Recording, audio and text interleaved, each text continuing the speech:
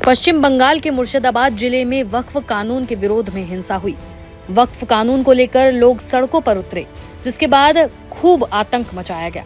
हालात इतने खराब हुए कि वहां बीएसएफ की 8 कंपनियों को भेजना पड़ा। लगभग 1000 पुलिस वाले भी तैनात किए गए। बड़े बड़े अफसर जैसे डीजी और एएसपी लेवल के अधिकारी भी वहां मौजूद थे।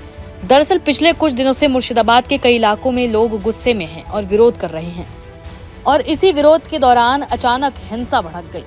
मुर्शिदाबाद हिंसा के बाद जब मीडिया ने वहां पहुंचकर लोगों से बात की तो उन्होंने उस दिन का वो भयानक मंजर बताया जब चारों तरफ मौत तांडव कर रही थी। सुनिए चश्मदीदों ने क्या कुछ कहा। को दुकान तोड़ दिया है, आदमी को मार काट दिया है, ये सब तोड़ दिया है, ये सब चोरा के ले गया, लूटपाट करके ले गया सब कुछ।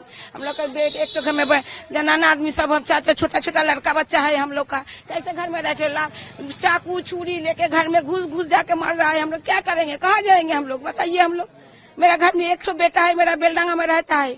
उतना कष्ट कर पुलिस लोग सब ये सब लोग मेरा बेटा को लेके आया, कितना कष्ट करके आया, चिल्लाया, घर में घुस जाके घर झाड़ू के तोड़ दिया, सब कुछ तोड़ के इतना किया जब मैं छोटा बच्चा था दम निकल गया था। मेरा नाम है अंजलि राय। आप लोग क्या क्या तोड़ा गया है, क्या चाहते हैं? हम लोग राष्ट्रपति शासन चाहते हैं। यहाँ अराजकता चलता है, यहाँ गुंडागर्दी चलता है। हर शुक्र जब भी कोई जुलूस होता है, शुक्रवार नमाज के बाद इधर आतंक फैलाया जाता है। तोड़ हुआ है आप लोग का भी? यहाँ के सारे घर जला दिए गई है, सारे दुकानें जला दिया गया है। ये देखिए, नजारा देख लीजिए, ये नजारा देख लीजिए, दुकान का लूट कर लिया है। इसका इरादा ही ऐसा ही है, हिंदू लोग है, इसको मारो पीटो लूटो जो भी करो। हम लोग यहाँ चाहते हैं अगर शांत रहना है तो बीएसएफ कैंप एक परमानेंट रहना चाहिए। और जो तोड़फोड़ होता 4 घंटे से पहले, पुलिस का कोई नाम निशान नहीं। पुलिस स्टेशन यहाँ से 1 कदम भी दूरी नहीं है। पुलिस स्टेशन के दूरत्व तो 1 कदम भी नहीं है। पुलिस का कोई काम ही नहीं है। पहले तो यह है कि यहाँ पे जो संख्या गुरु है वो क्या चाहते हैं, हम लोग यहाँ रहे या ना रहे, क्योंकि हम लोग यहाँ माइनॉरिटी है, नंबर 1। नंबर 2, ये एडमिनिस्ट्रेशन है जो कुछ नहीं किया है। हम लोग उसको बुलाते रहे लेकिन वो लोग नहीं आए हैं। 4 घंटे तक यहाँ पर तांडव चला है, और यहाँ पे पुलिस स्टेशन जस्ट 200 मीटर की दूरी में है। तो ये पुलिस को भी चाहिए कि वो क्या चाहते हैं, ये मानने के लिए तैयार है कि नहीं है कि उसका ये एडमिनिस्ट्रेटिव फेलियर है उसके पार्ट से। और अभी जो है हम लोग यहाँ पे परमानेंट बीएसएफ कैंप चाहते हैं कि ये स्टेट गवर्नमेंट का जो पुलिस है उसके ऊपर हमारा कुछ भरोसा नहीं है। ये लोग प्रो गवर्नमेंट है, और जो प्रो गवर्नमेंट है ये प्रो मुस्लिम है। एकदम हम लोग यहाँ पे एकदम सेफ नहीं है। दरअसल वक्फ कानून के विरोध में पश्चिम बंगाल के कई जिलों में हिंसा हुई। मुर्शिदाबाद जिले में शनिवार को फिर हिंसा भड़क गई। भीड़ ने पीट कर एक बेटे और पिता की हत्या कर दी। दोनों हिंदू देवी देवताओं की मूर्तियां बनाते थे। वहीं 11 अप्रैल को हुई हिंसा में घायल युवक ने भी अस्पताल में दम तोड़ दिया, जिसके बाद मुर्शिदाबाद हिंसा में अब तक 3 लोगों की मौत हो चुकी है। बताया जा रहा है कि मुर्शिदाबाद में हिंसा के बाद इंटरनेट सेवाएं बंद कर दी गई थी। पुलिस ने 150 से ज्यादा उपद्रवियों को गिरफ्तार किया। उच्च न्यायालय के आदेश पर केंद्रीय सुरक्षा बल तैनात किए गए। केंद्र सरकार और राज्य सरकार दोनों ही पश्चिम बंगाल की स्थिति पर लगातार नजर रख रहे हैं। बीएसएफ की 8 कंपनियों के साथ 1000 पुलिस वाले मुर्शिदाबाद में तैनात किए गए। इसमें डीजी से लेकर एएसपी तक कई अधिकारी शामिल हैं। वहीं इस पूरे मामले पर बीजेपी ने भी राज्य की मुख्यमंत्री ममता बनर्जी पर सीधा हमला बोला है। बीजेपी आईटी सेल के चीफ अमित मालविया ने इस हिंसा के लिए ममता बनर्जी को जिम्मेदार ठहराया। उन्होंने एक्स पर एक पोस्ट किया और लिखा कि मुर्शिदाबाद में स्थिति इतनी भयावह है कि ये बंगाली हिंदुओं की पैतृक मातृभूमि पश्चिम बंगाल से बिल्कुल मेल नहीं खाती। हिंदू परिवार, खासकर महिलाएं और लड़कियां, शमशेरगंज के धुलियान से नाव से भागकर वैष्णव नगर के परलालपुर में शरण लेने पहुंचे। जो कभी एक सुरम्य क्षेत्र था वो अब खून खराबे और भय के क्षेत्र में तब्दील हो गया है। देखिए, वहाँ पे हालात लगातार बहुत ही गंभीर बने हुए हैं। जिस तरह से वहाँ 3 लोगों की मौत हुई है और जिस तरह से एक झूठे प्रोपोगंडे के चलते हम सड़कों पर आगजनी और लॉ एंड ऑर्डर का ब्रेकडाउन देख रहे हैं और जो उग्र तेवर देख रहे हैं, उपद्रव देख रहे हैं और ये भी देख रहे हैं साथ साथ में कि पश्चिम बंगाल की सरकार इसे पूरी तरह से काबू नहीं कर पा रही है। पूरी तरह से नाकाम सरकार एक बार फिर से नजर आ रही है। इसके चलते बहुत ही जरूरी हो गया है, क्योंकि हालात इतने खराब हो गए हैं कि कम से कम 4 डिस्ट्रिक्ट्स में, अगर हम मुर्शिदाबाद की बात करें, मालदा की बात करें, नादिया की बात करें या साउथ 24 परगना की बात करें, वहां पे एफ्स्पा लगाने की बात बाकायदा कही जा रही है और ये मांग भी की जा रही है। और मुझे लगता है इसकी जरूरत पड़ेगी, क्योंकि पूरी तरह से एक ब्रेकडाउन हम देख रहे हैं लॉ एंड ऑर्डर का।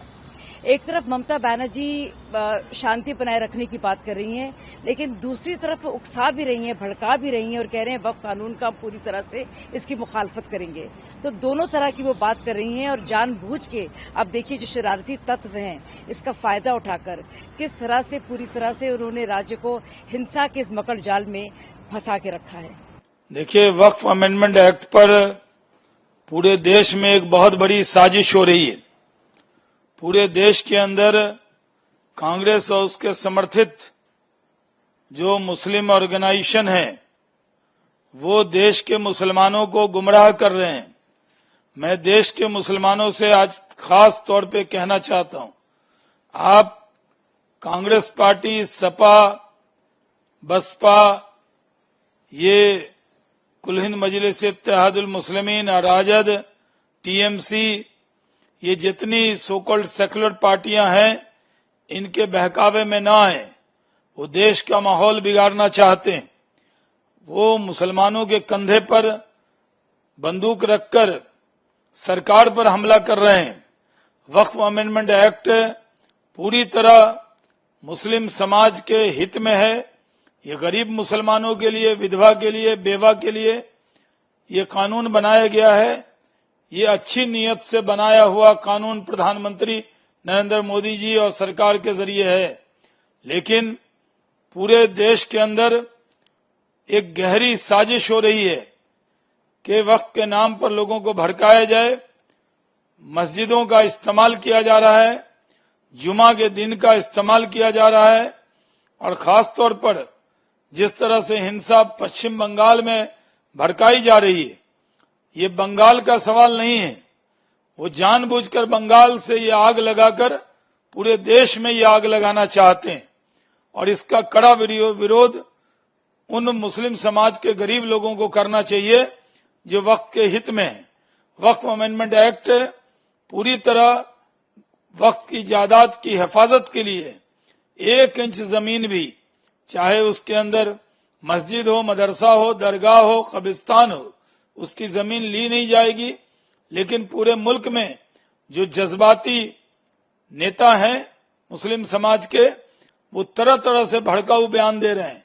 जिन्होंने वक्फ अमेंडमेंट एक्ट को पढ़ा भी नहीं है वो इस तरह का दुष्प्रचार कर रहे हैं, जैसा दुष्प्रचार सीएए के वक्त में, सिटीजनशिप अमेंडमेंट एक्ट के वक्त में पूरे मुसलमानों को भड़काया गया था कि आपकी नागरिकता ले ली जाएगी। लेकिन 2 साल से एक भी मुस्लिम की नागरिकता ली नहीं गई है। इसलिए पूरी ताकत से जो मुस्लिम समाज के समझदार लोग हैं उनसे मेरी अपील है कि टीएमसी और ये कांग्रेस और इन लोगों के बहकावे में न आए और सुख शांति से देश चल रहा है। सबका साथ, सबका विकास, सबका विश्वास है। प्रधानमंत्री नरेंद्र मोदी जी एक नजर एक निगाह से सबको देख रहे हैं और जो वक्फ बोर्ड के अंदर जमीन कब्जा करने वाले थे उनको झटका लगा है, उनको झटका दिया है। इसलिए वो जानबूझ के इस आंदोलन को आगे बढ़ा रहे हैं।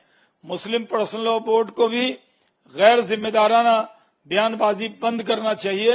ये दुर्भाग्यपूर्ण है कि वो इस तरह लोगों को बयान दे रहे हैं, प्रदर्शन के लिए उकसा रहे हैं और जानबूझकर स्टेटमेंट जारी कर रहे हैं, जिसका कड़ा विरोध हम लोग करते हैं।